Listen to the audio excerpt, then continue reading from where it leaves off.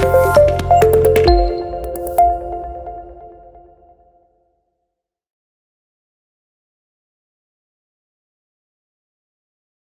selamat pagi dan assalamualaikum warahmatullahi wabarakatuh. Waalaikumsalam warahmatullahi Selamat pagi, wabarakatuh. Pak. Pagi Pak. Tayangannya sudah kelihatan. Sudah, Pak. Terkait dengan topik ini topiknya 12 sebenarnya. Tapi dulu memang nomornya 10. Tentang model dan pendekatan penyuluhan, silakan kalau ada yang mau ditanyakan.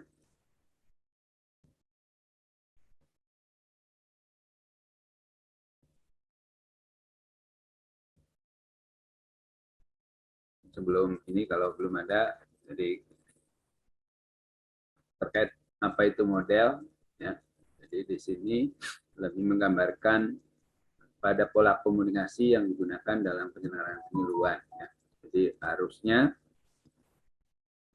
arus komunikasinya lebih dominan yang dari atas, ya, hierarkis atau top down, ya, atau lebih ke yang sifatnya lebih menggambarkan pola komunikasi yang setara antara penyuluh dan subjek penyuluhan, ya.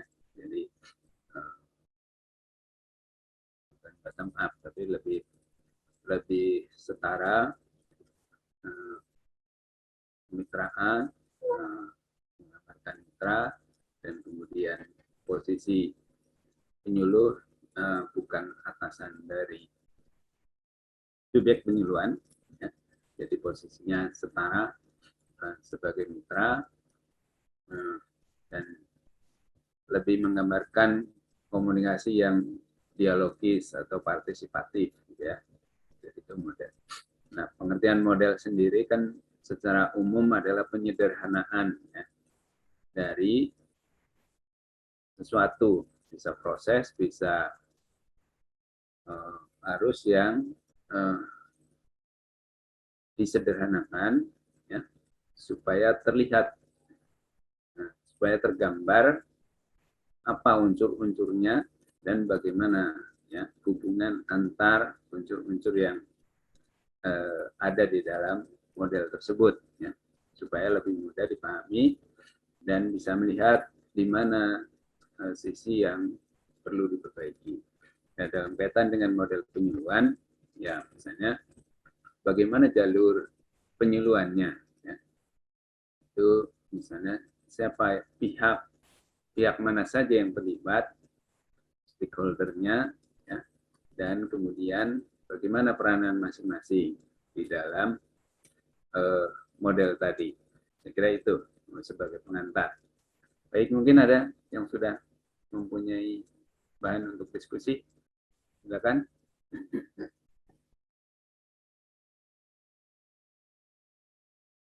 Bapak izin bertanya, Pak. Yo. Ini tidak bertanya tentang materinya, Pak. Cuman di saya antara video dan PPT yang tersedia di course itu tidak sama, Bapak. Nah, bagaimana kan model dan pendekatan penyuluhan?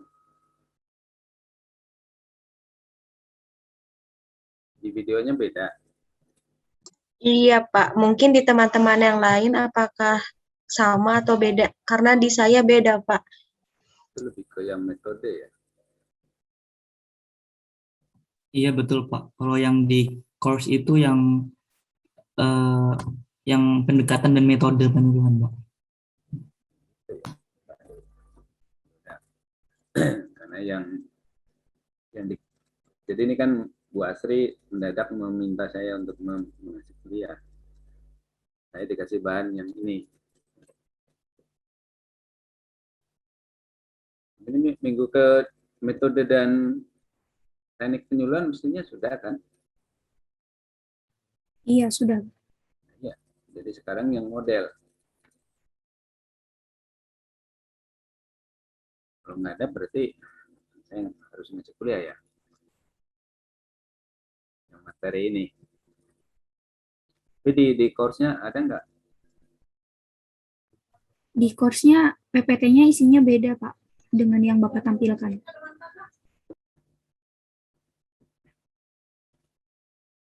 Tapi terkait PPT narasinya sama dengan PPT Bapak, Pak. PPT narasi sama. Yang PPT bernarasi sama kan? Iya, sama. Ya udah, Anda lihat dari YouTube-nya.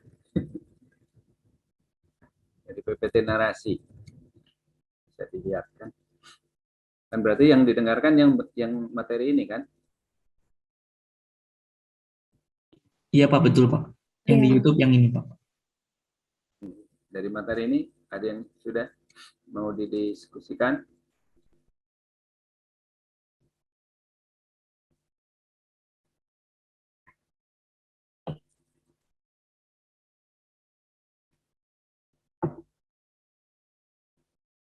Silakan.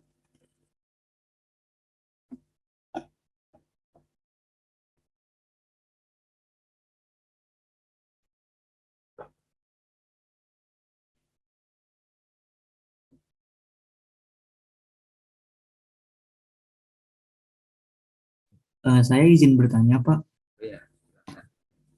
tentang pendekatan co-sharing Pak. Sharing. Iya, di PPT dijelaskan bahwa keberhasilan dari pendekatan ini diukur dari kemauan untuk membiayai.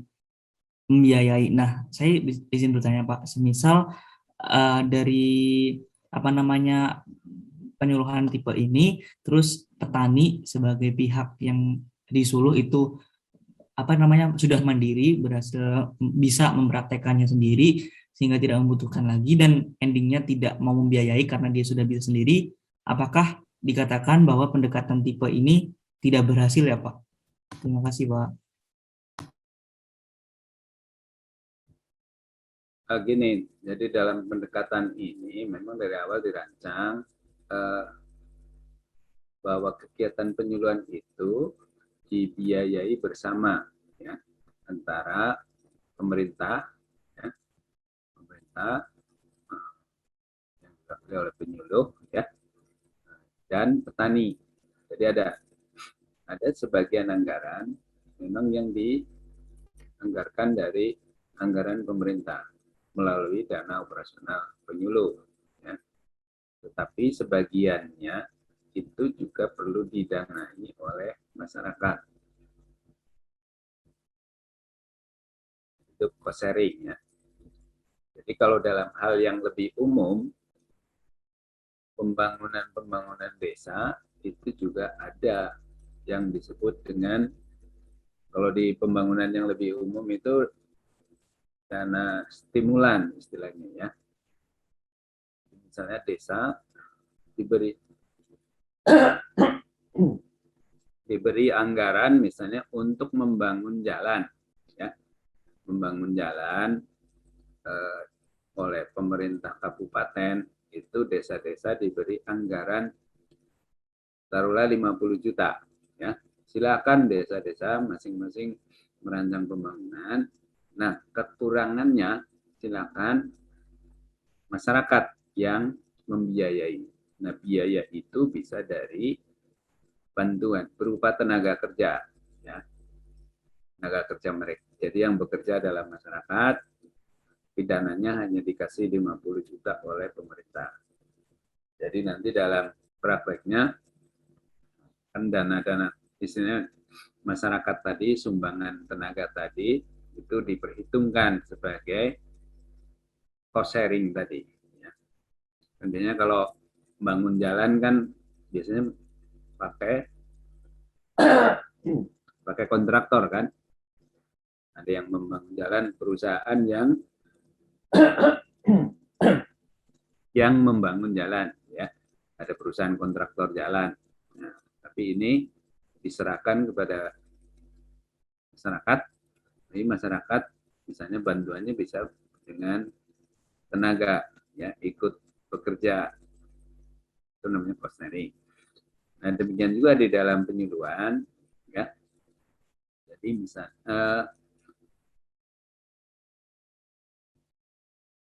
cost sharing-nya bisa berupa tadi tenaga atau juga misalnya pengadaan sarana produksi pertaniannya, petani yang menyediakan.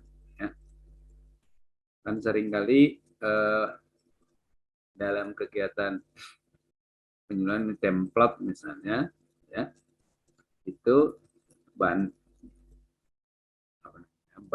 bakunya, pupuknya sudah dibawa oleh penyuluh karena merupakan paket dari kegiatan itu. Tapi dalam cost sharing ini, misalnya, ya pembiayaannya dibagi. Ya. Jadi misalnya masyarakatlah yang menyediakan benihnya dan pupuknya, ya, termasuk lahannya, ya, yang disediakan. Itu kalau di pertanian. Ya. Nah di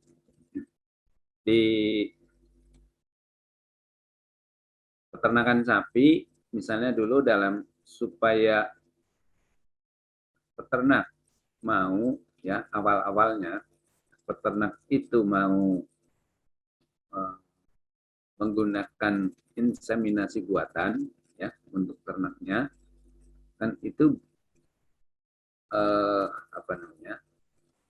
inseminasi buatannya itu sudah dibiayai oleh pemerintah, ya, terutama untuk peternak-peternak rakyat kecil, ya. Tapi dengan peternak yang lebih mampu, ya, itu misalnya adalah diadakan inseminasi buatan, ya, tetapi peternak itu membayar, ya, harga inseminasi buatannya tadi. Nah, itu yang dinamakan dengan cost sharing. Ya. Jadi tidak hanya mereka menerapkan inovasinya, tapi mereka juga mau membiayai. Jadi misalnya peternak tadi bersedia untuk membiayai sendiri, ya, biaya inseminasi buatan.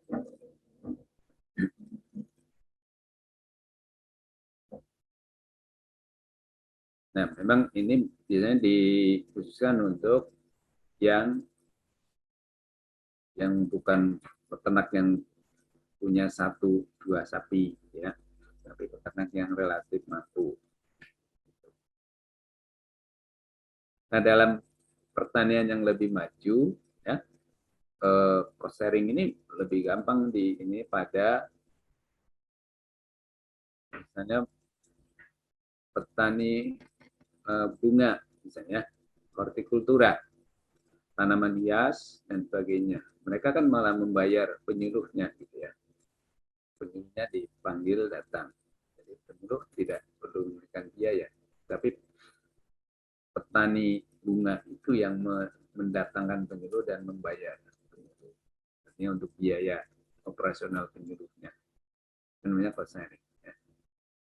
Jadi itu yang bisa dijelaskan. Gimana? Jelas? Iya Pak, penjelasan Bapak sudah menjawab pertanyaan saya. Terima kasih Pak Dwi. Ya, silakan berikutnya. Bapak izin bertanya, Pak, terkait model yang SMCR, Pak. Itu di sini kan sendernya itu peneliti. Nah, penelitinya di sini juga merangkap menjadi message. Nah, maksudnya itu seperti apa ya, Pak? Apakah sender dengan penelitinya itu berbeda atau bagaimana ya, Pak? Bukan merangkap sebagai message. Peneliti kan sebagai penemu inovasi, kan? Kita bicaranya inovasi, ya. Kalau dalam penyuluhan, ya, misalnya apa misalnya varietas mau bidang apa?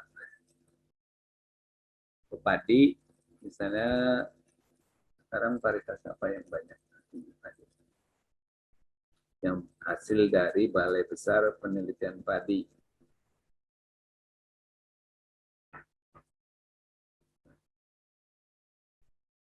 Taruhlah misalnya varietas Mekongga, ya. Nah, peneliti di Balai Besar Penelitian padi di Subang, Jawa Barat, ya, itu misalnya menemukan varietas Mekongga, ya. Nah, varietas Mekongga itulah yang menjadi pesan, ya. Jadi pesan itu berasal dari peneliti, disampaikan, ya, kepada penyuluh. Nah, kemudian penyuluhnya yang menyuluh ke petani, ya, menyuluh ke petani, ya, dengan ya, metode penyuluhan, apakah dengan ceramah, diskusi, ada demonstrasi cara, gitu ya.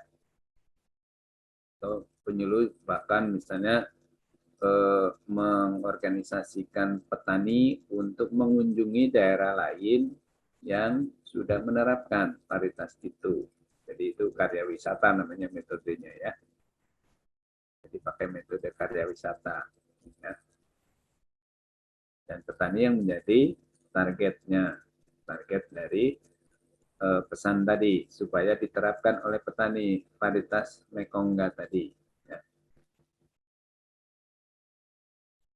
Nah, apa yang jadi dalam model ini kan mengasumsikan bahwa inovasi itu berasal dari luar, kan ini sistem sosial petani, ya, kalau di dalam sosiologi sistem sosial petani. Jadi inovasi itu menurut model ini kan berarti inovasi berasal dari luar sistem sosial petani. Dalam hal ini adalah peneliti yang menemukan. Apakah peneliti di balai penelitian di bawah kementerian, ya, yang sekarang semua akan ditarik ke Badan Riset Inovasi Nasional BRIN, ya, ataukah peneliti yang ada di perguruan tinggi, dalam ini dosen yang menemukan, ya, inovasi. Nah, di sini yang meneliti dan kemudian peneliti yang merumuskan sebenarnya apa yang diperlukan oleh petani. Yang dirumuskan tadi misalnya adalah produksi yang tinggi, ya, yang umurnya lebih pendek,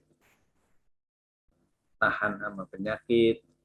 Kalau sekarang terkait dengan perubahan iklim, maka tahan terhadap perubahan iklim, ya, misalnya tahan terhadap kekurangan air atau cekaman air, gitu ya.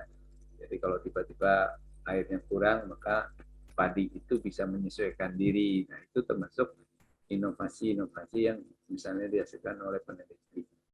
Dan itu disampaikan ke petani melalui perantara penyuluh, melalui dengan menggunakan metode penyuluhan tertentu, ya. Saya kira itu.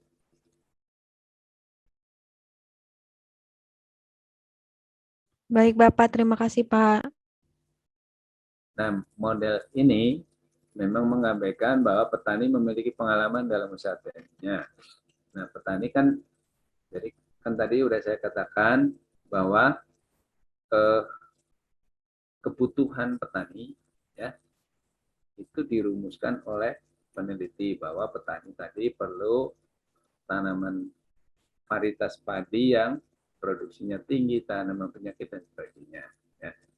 Padahal sebenarnya sebagian petani yang maju juga punya pengalaman usaha tani yang bisa misalnya memilih varietas atau malai yang seperti apa yang bisa dijadikan benih, ya. Mohon maaf Pak, Ya. itu masih mute Pak. Saya nggak mute. Posisi saya enggak. Jelas kok Pak, bisa ya. Iya, jelas Pak. Jelas Pak. Jadi sebenarnya ada petani yang punya pengalaman juga sebenarnya mengamati, ya.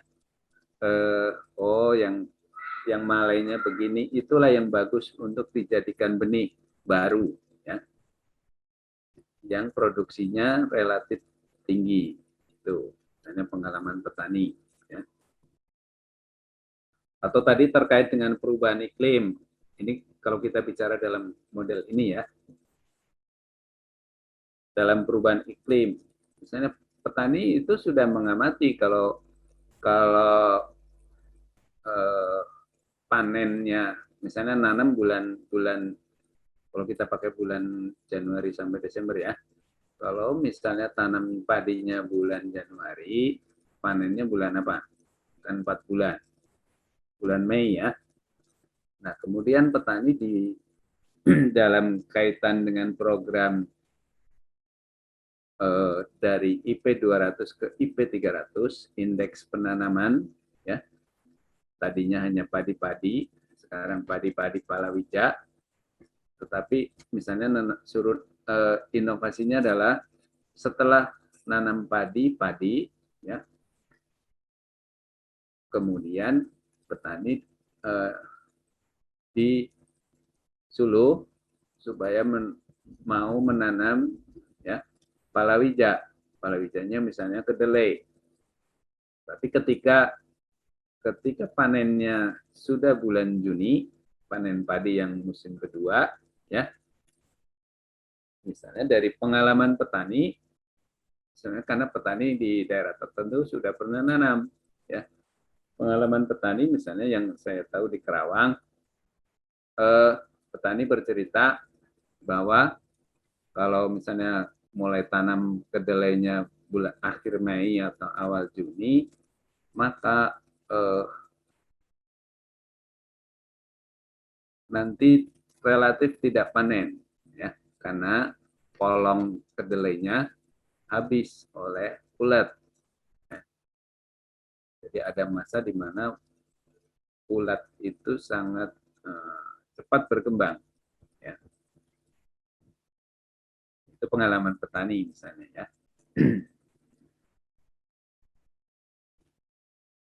Nah, kemudian kelemahan lain ya ini petani, ya tadi petani terutama petani-petani maju kan sebenarnya punya jejaring yang luas, tidak hanya mengandalkan informasi atau inovasinya dari penyuluh atau peneliti, karena dia berinteraksinya dengan petani-petani di daerah lain, ya.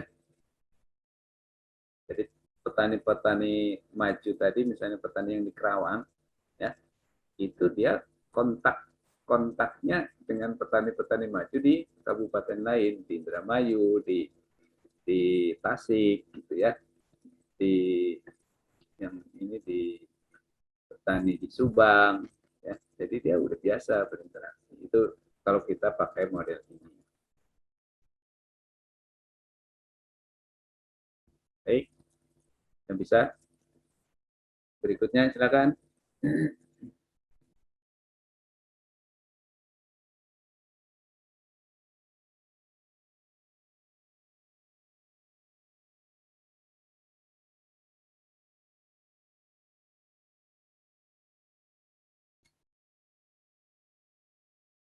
Lagi, silakan.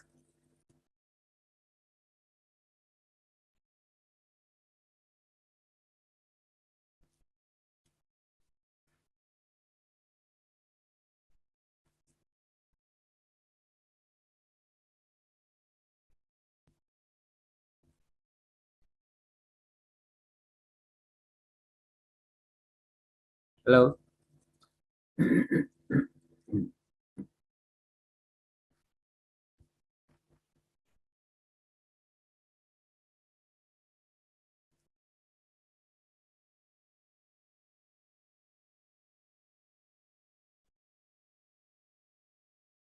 Saya masih belum ada, Pak.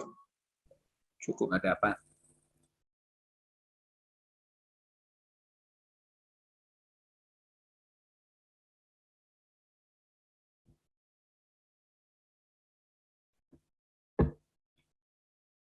Silakan yang mau tanya. Tadi belum ada apa? Cukup, Pak, dari saya.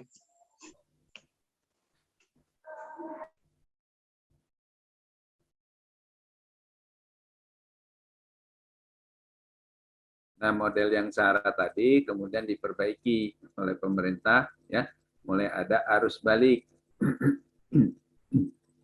Nah, arus balik ini artinya informasi kemudian dari petani balik ke penyuluh. Misalnya, oh ternyata varietas padi tadi ada kelemahannya, misalnya, ya. memang produksinya tinggi tapi kurang tahan terhadap kekeringan misalnya ya.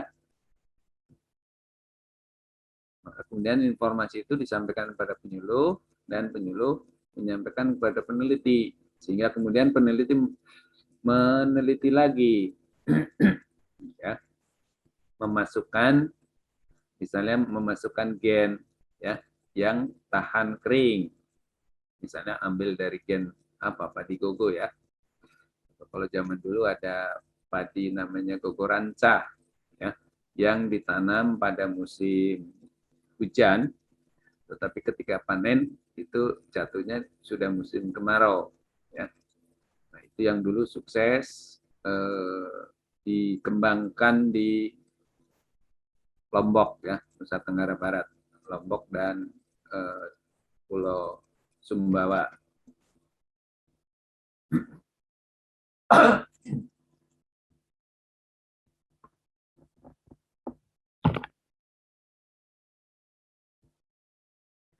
Itu harusnya ya. Jadi kemudian ada juara, tetapi masih relatif hierarkis ya.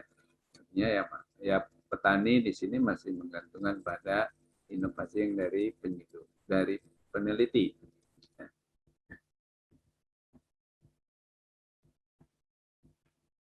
Baik, ada berikutnya? Pak, saya boleh nanya, Pak? Ya, silakan. Yang model jejaring, Pak, itu kan ada petani dalam transfer teknologi, Pak. Transfer teknologi yang dimaksud itu transfer apa ya? Yang ini? Iya, Pak. Nah, ini jadi dalam model jejaring, ya, ini kan jaringnya melibatkan ketiga pihak, ya, secara langsung. Kalau tadi dalam model yang kedua kan di sini petani belum berinteraksi langsung dengan peneliti, ya. Maka kemudian dikembangkan model jejaring ini bahwa baiknya antara ketiga pihak ini sekaligus bisa berinteraksi langsung. Ya. Jadi petani bisa berinteraksi langsung dengan peneliti. Nah, ini model yang sekarang juga masih dipakai ya, terutama misalnya yang dilakukan kebanyakan dari peneliti atau istilahnya apa ya, pengkaji ya, yang di Balai Pengkajian Teknologi Pertanian (BPTP) ya, di masing-masing provinsi, karena di situ ada peneliti, ada penyuluh ya, dan petani, sehingga mereka bisa berinteraksi langsung ya. Mereka datang secara bersamaan, peneliti dan penyuluhnya. Ini penyuluh yang ada di desa atau yang di kabupaten ya, mereka berinteraksi langsung ya. Jadi di sini peneliti, penyuluh dan petani itu berinteraksi langsung dalam proses transfer teknologi. Ya, teknologinya apa saja? Ya tadi inovasi ya. Misalnya namanya lupa. Dalam petani di daerah pantai di Kabupaten Pangandaran, itu kan ada daerah yang sawahnya dalam waktu-waktu tertentu itu terkena air laut ya. Jadi di situ ada unsur salinitas ya. Jadi airnya tidak ini apa? Airnya agak payau ya, campur air laut. Nah, itu maka diperlukan padi yang tahan salinitas ya. Nah, kita sudah punya varietas padi yang tahan salinitas ya, dan itu kemudian disulupkan oleh BPTP Jawa Barat di Pangandaran ya. Jadi di situ peneliti dari BPTP, penyuluh dari BPTP, penyuluh di Kabupaten Pangandaran ya, yang bertugas di desa itu dan petani berinteraksi langsung.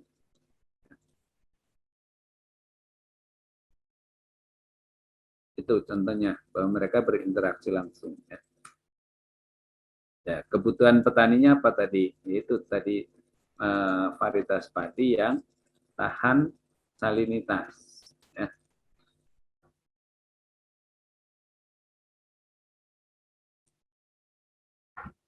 Baik, terima kasih Pak.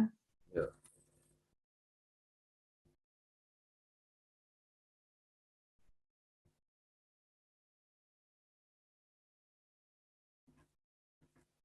Silakan yang lainnya.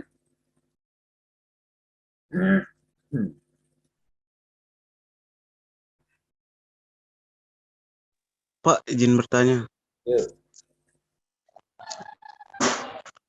Dari model-model ini biasa pemerintah untuk mengimplementasikannya tuh disesuaikan dengan apa ya, kondisi petani atau gimana gitu. Mungkin wilayah yang kurang maju, istilahnya yang mungkin masih tertinggalan, itu mungkin metodenya beda lagi, modelnya mungkin beda lagi. Atau gimana ya? Biar sesuai gitu. Sudah. Iya Pak, sudah. Ya, sebenarnya kan model terutama yang SMCR Sahara dan 2 arah ini kan sebenarnya model yang lebih awal, misalnya, di mana masyarakatnya juga sebenarnya dianggap masih belum berkembang, ya. Dan ya petaninya belum ini, dan yang lebih dominan adalah peran pemerintah, dan ini termasuk peneliti, ya. Dan peneliti bagian dari pemerintah, ya, karena peneliti juga pegawai negeri. Jadi apa yang dianggap baik, ya, apa yang dianggap diperlukan baik bagi masyarakat di desa, itu kan dirumuskan di pemerintah, khususnya pemerintah pusat. Ya. Kalau dalam hal ini ya peneliti misalnya tadi perlunya menghasilkan komoditas yang unggul, misalnya. Komoditas unggul itu tadi misalnya produksinya tinggi, umurnya pendek. Ya. Misalnya zaman dulu ketika saya kecil itu kan di desa-desa itu petani masih menanam padi varietas lokal, ya, yang umurnya 5 sampai 7 bulan.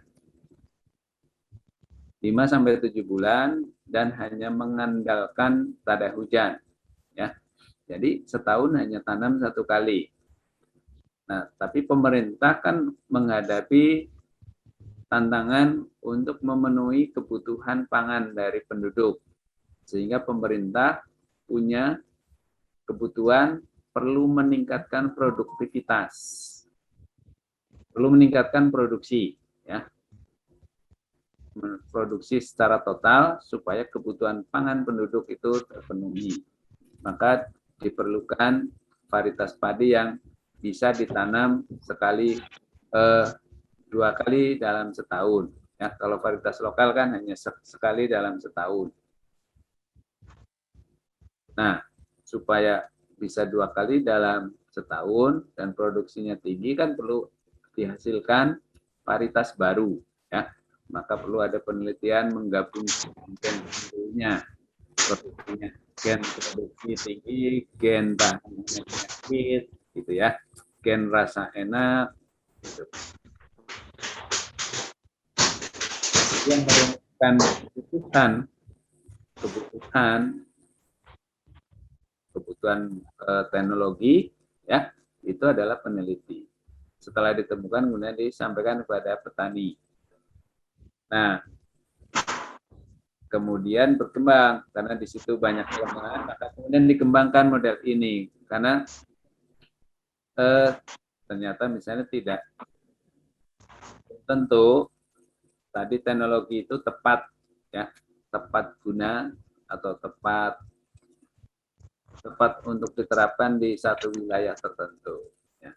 Tapi menurut menurut kan ya hasil penelitian itu bisa diterapkan secara nasional. Ya. Padahal kan misalnya ternyata kan tanah-tanah di Indonesia saja kan antar daerah berbeda kandungannya ya, jenis tanahnya. Maka misalnya perlu varietas yang berbeda-beda. Sebenarnya apa sih kebutuhan petani? Nah, kan dalam model searah tadi tidak bisa dimunculkan kan? Tapi di sini kemudian diberi kesempatan. Maka peneliti itu perlu mendengarkan kebutuhan dan masalah menurut perspektif petani. Menurut pemahaman petani, apa sih sebenarnya yang diperlukan oleh petani? Ya. Misalnya desain suatu alat. Nah, alat itu yang diperlukan oleh petani yang seperti apa? Ya. Kalau petani di Jawa Barat kan nanamnya dengan menggunakan, sebelum tanam kan sawahnya dibuat macak-macak ya. Jadi basah tetapi tidak tergenang. Sehingga permukaan tanah sawahnya itu kelihatan sehingga bisa digaris ya. Nah, penggarisnya itu bisa menggunakan alat penggaris ya, yang tinggal didorong itu bisa menggaris sendiri. Nah, tinggal di mana titik-titiknya itulah yang ditanami tanaman padi. Tapi misalnya ukurannya berapa yang pas menurut petani, misalnya kan itu sesuai dengan daerah itu, perlu mendengarkan masalah yang dihadapi oleh petani. Ya. Jadi memang ada yang mengingat sesuai dengan perkembangan. Nah, ketika petani masih pasif, ya memang pemerintah melalui penyuluh yang harus lebih aktif. Tetapi ketika petani itu sudah berkembang, ya misalnya di sini mereka sudah bisa mereka punya pengalaman sendiri, melakukan pengamatan dan menemukan, maka kemudian ya penyuluh itu sebagai partner, ya kira-kira gitu.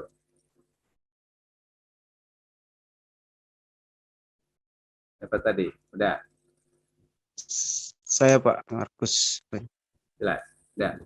Iya, jelas Pak. Makasih Pak. Nah, kalau yang diinikan oleh Aksin ini sebenarnya beliau mengumpulkan ya semua model-model penyuluhan yang ada di dunia. Ya. Jadi ada yang baru. Nah, misalnya tadi ada yang tadi soal cost sharing ya.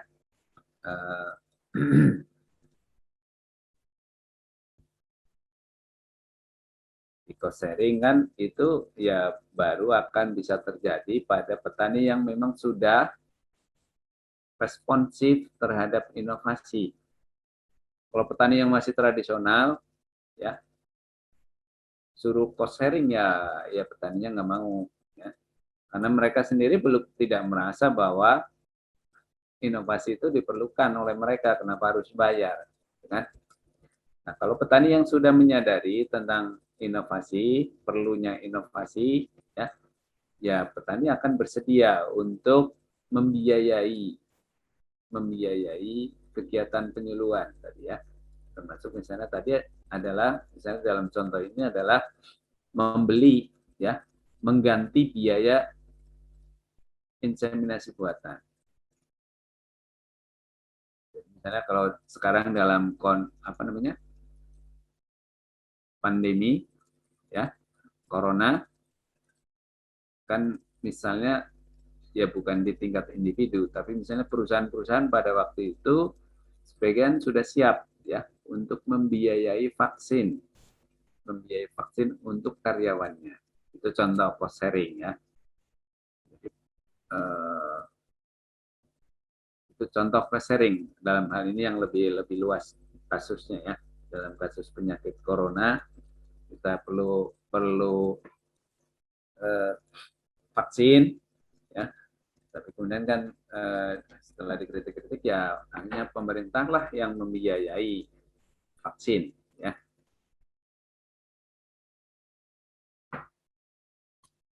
Nah, dalam hal pertanian misalnya, ini misalnya di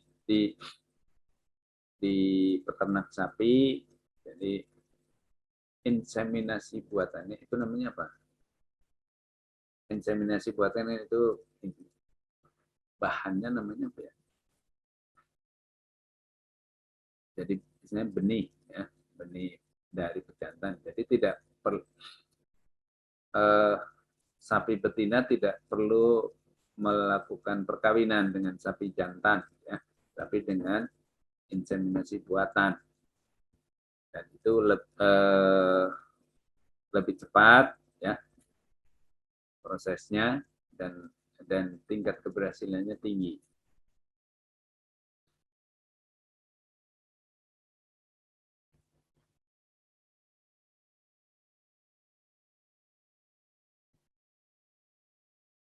Jadi ya memang pendekatan ini juga mengikuti perkembangan, ya, perkembangan petaninya.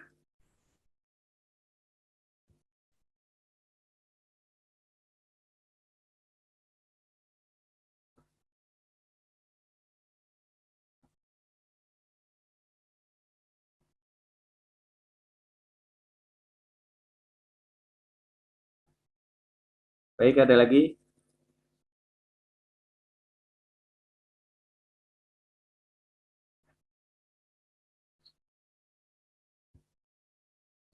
Dan sebagian pendekatan atau model itu juga merupakan respon atau sebagai perbaikan dari model sebelumnya, ya, yang dianggap kurang efektif. Jadi misalnya tadi model SARA, ya, hierarki SARA SMCR, kemudian diperbaiki dengan 2 arah, walaupun masih hierarkisnya masih kelihatan, tapi sudah ada ruang untuk umpan balik, ya. Bahwa apa yang disampaikan oleh petani, kelemahan-kelemahan dari penerapan satu inovasi itu disampaikan kepada penyuluh dan disampaikan kepada peneliti supaya peneliti memperbaiki misalnya alat, ya, atau prosedur kerja dari suatu alat inovasi.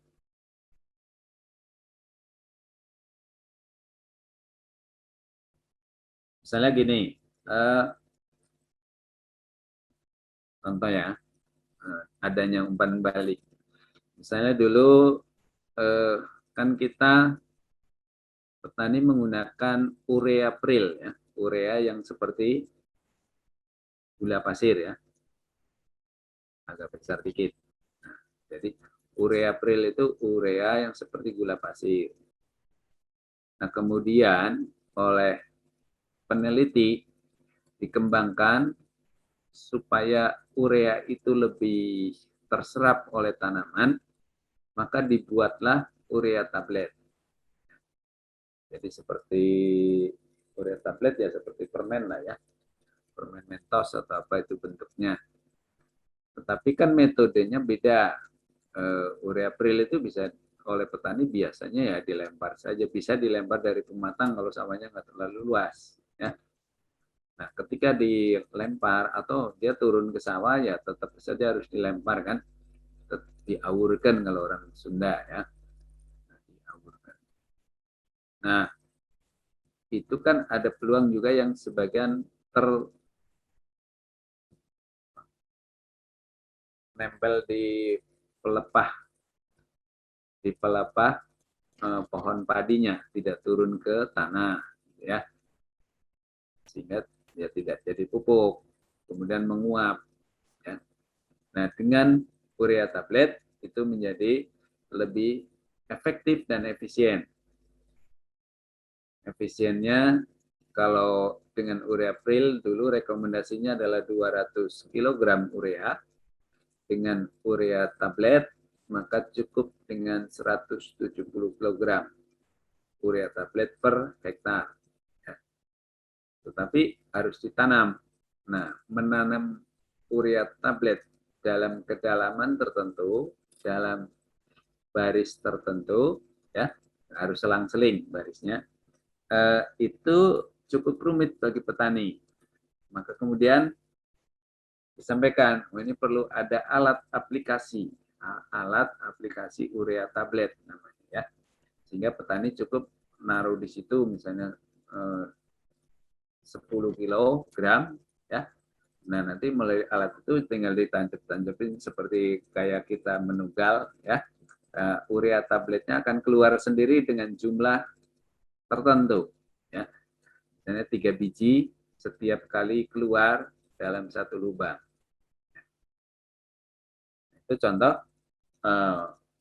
dengan adanya tadi umpan balik, sehingga kemudian dikembangkan inovasi untuk aplikasi urea tablet.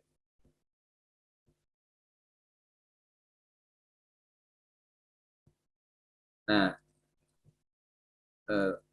kemudian dari kan dulu penyuluhan banyak ceramah, ya, baik di masa Dimas, Inmas lebih banyak ceramah, ya, kurang prakteknya, maka kemudian dikembangkan model sekolah lapang, ya.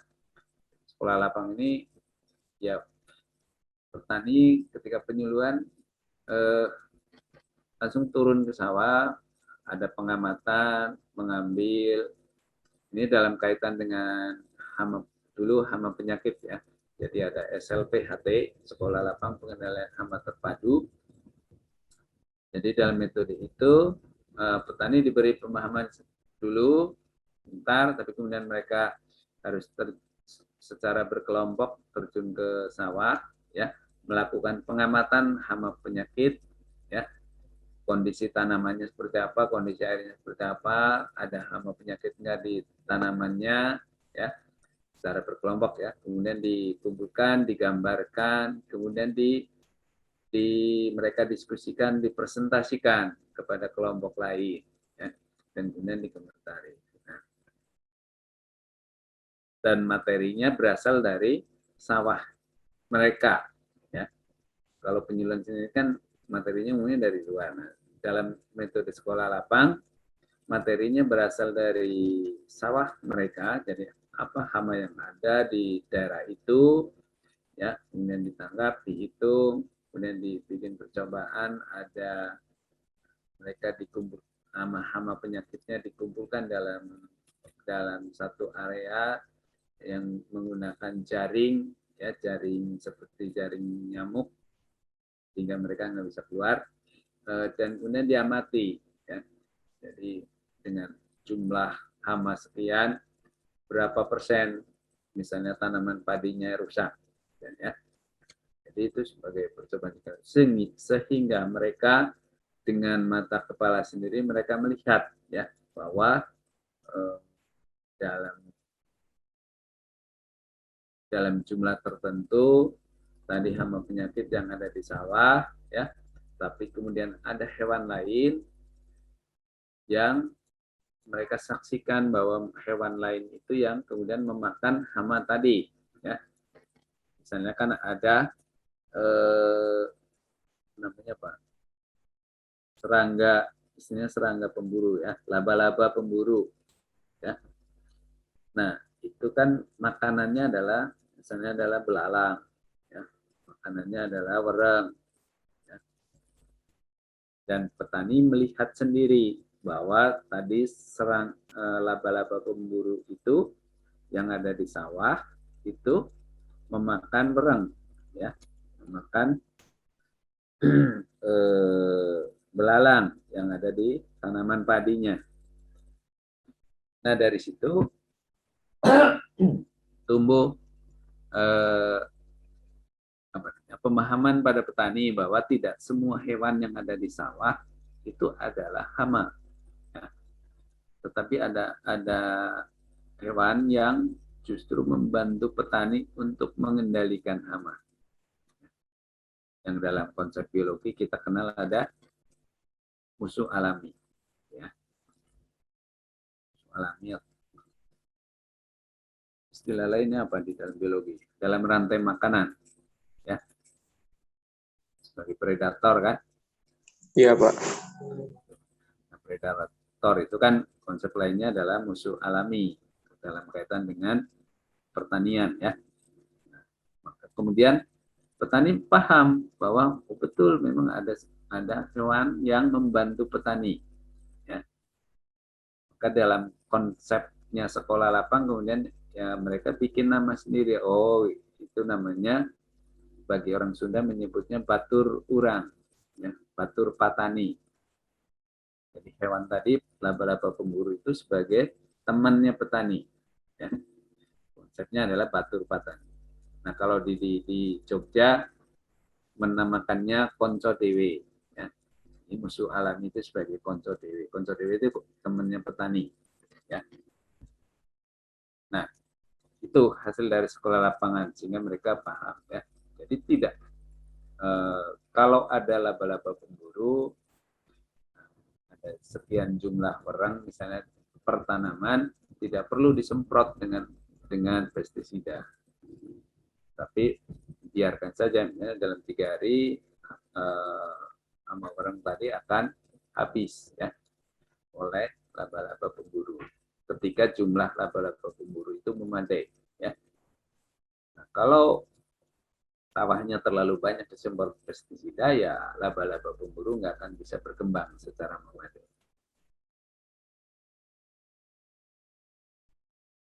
Baik, ada lagi? Saya Bapak izin bertanya Pak. Yo. Mohon maaf sebelumnya tadi kan ini suara saya masuk nggak Pak? Ya. Tadi kan Bapaknya bilang kalau petani itu masih pasif, berarti penyuluhannya itu harus lebih aktif ya Pak? Ya. Nah, lantas bagaimana kalau ada di suatu desa itu petaninya sebenarnya ingin ada perubahan dari desa itu, entah perubahan ataupun inovasi-inovasi baru yang ada di desa itu dengan latar belakang mereka cuma memiliki pendidikan yang rendah, bisa dibilang mereka ada yang putus sekolah cuma sampai kelas 3 SD, bahkan ada yang tidak sekolah.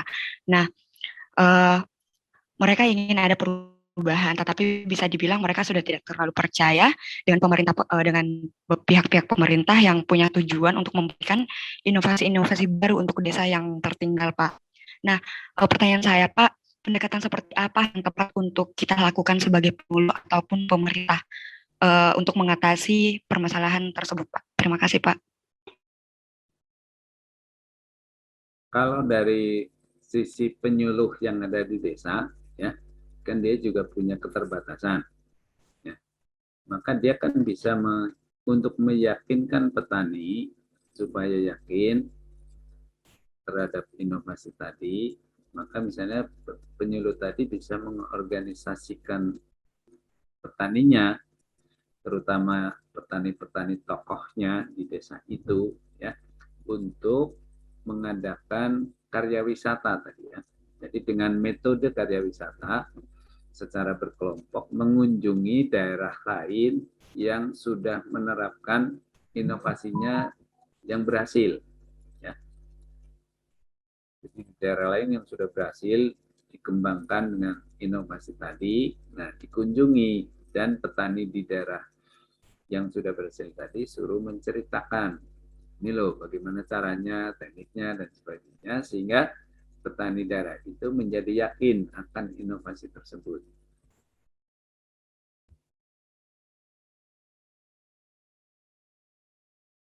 Nah, yaitu kan misalnya mungkin Anda kembali ke kasusnya siapa Pak yang Pak Kasim Arifin ya, yang di Kerawang,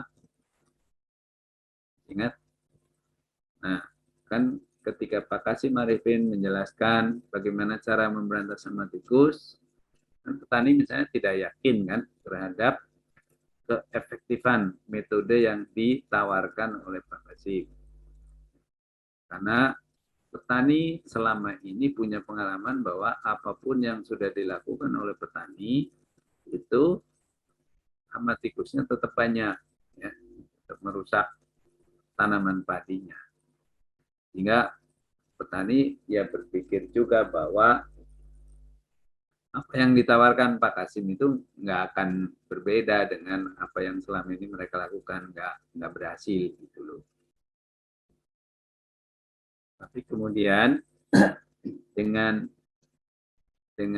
kegigihan Pak Kasim, ya Pak Kasim mengerjakan sendiri dan kemudian ternyata anak-anak tertarik mengikuti, ya, dan itu bahwa kemudian Pak Kasim membongkar pematang sehingga anak-anak tikus yang masih kecil, yang masih di dalam lubang tikus, ya, itu diambil dan kemudian dimusnahkan.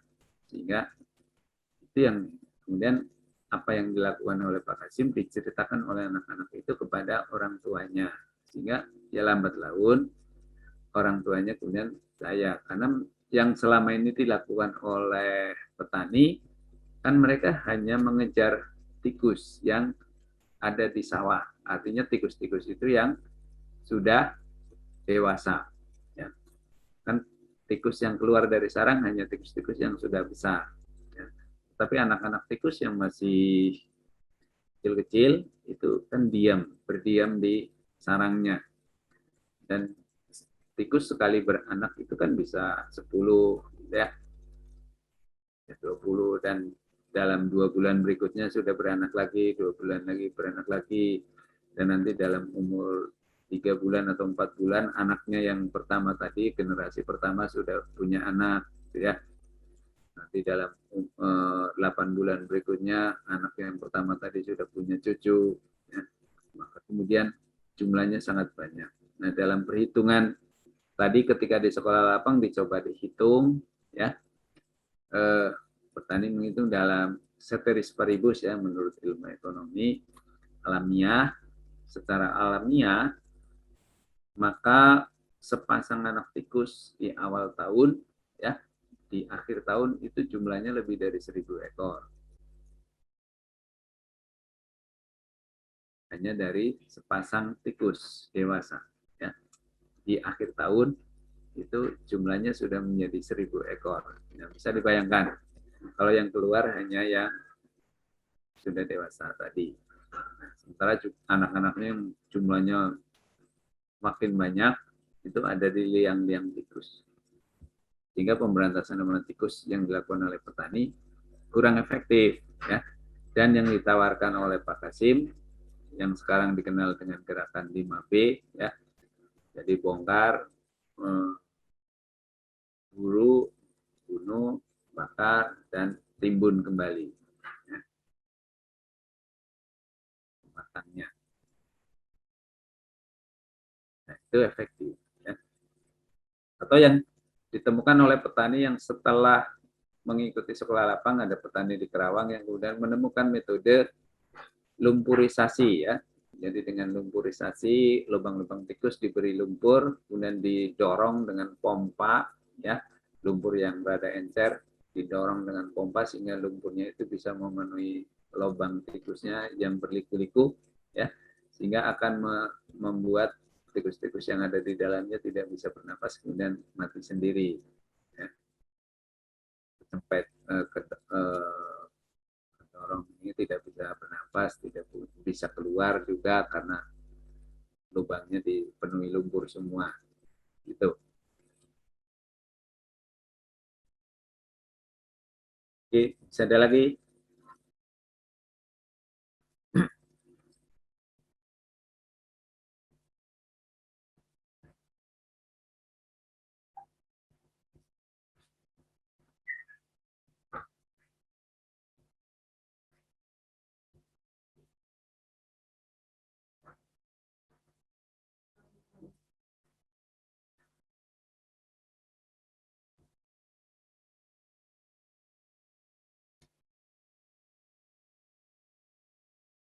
Nah, pendekatan proyek ya seperti contoh tadi proyek yang untuk sawah yang tergenang air laut, ya, artinya tercampur air laut, airnya itu yang dalam kaitan dengan ini salinitas, ya, yang dilakukan oleh BPTP di Kabupaten Pangandaran.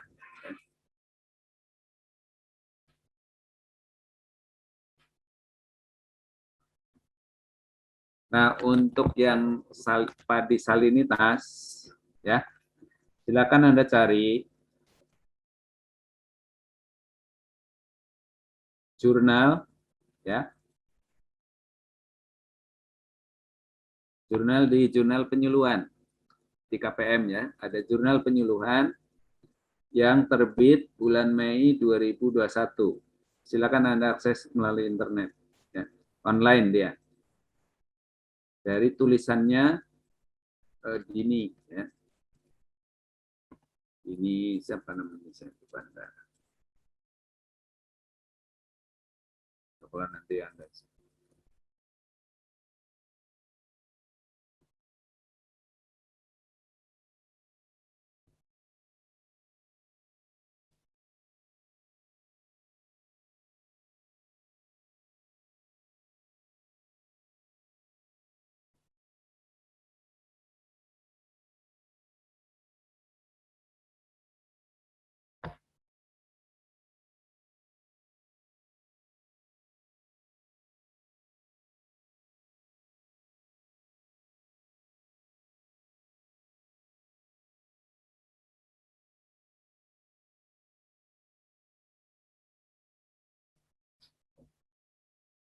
itu contoh pendekatan proyek, ya. Jadi Anda tolong bisa diakses, namanya Dini Fibrianti, ya.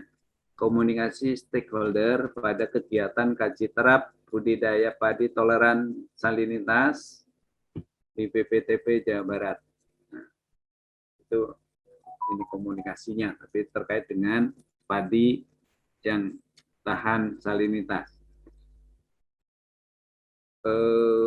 Jadi tadi bulan Mei ini, ya, Mei 2021.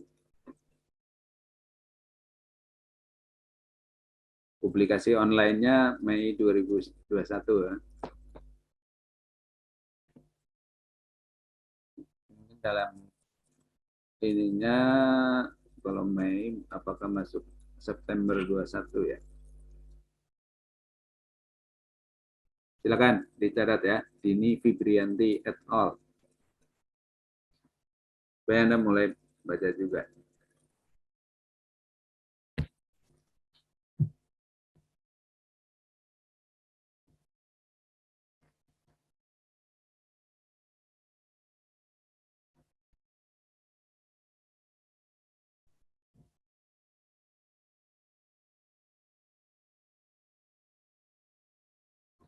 Baik, ada lagi?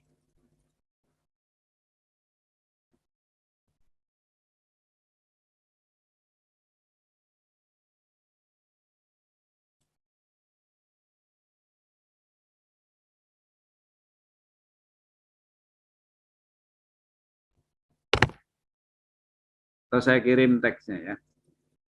Silakan.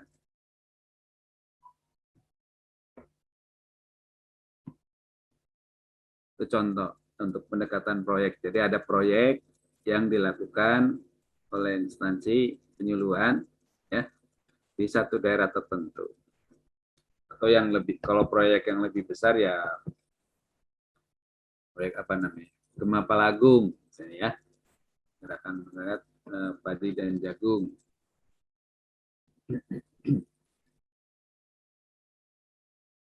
Oh, ini yang skala lebih kecil, ya.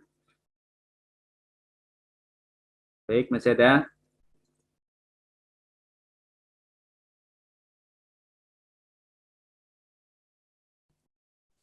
Jangan lupa mengisi presensi kuliah.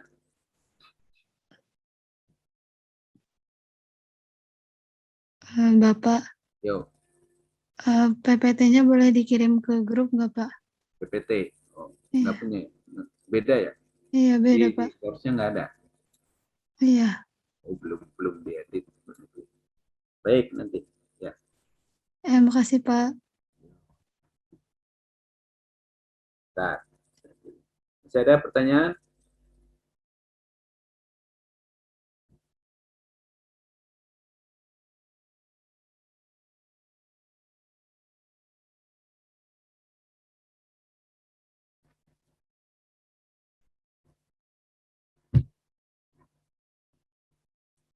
Ya, ya. Sudah dikirim?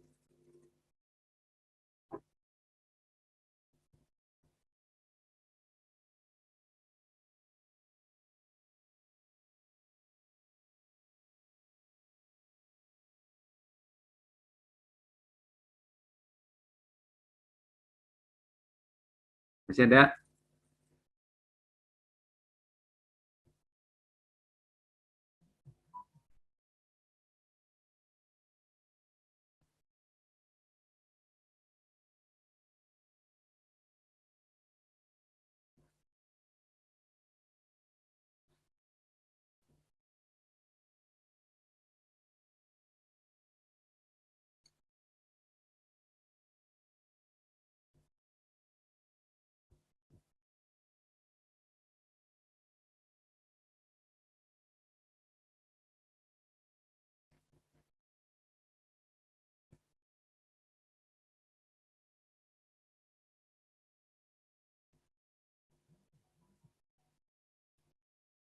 Baik, kalau nggak ada, cukup?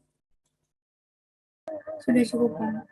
Baik, kalau nggak ada, kita cukupkan.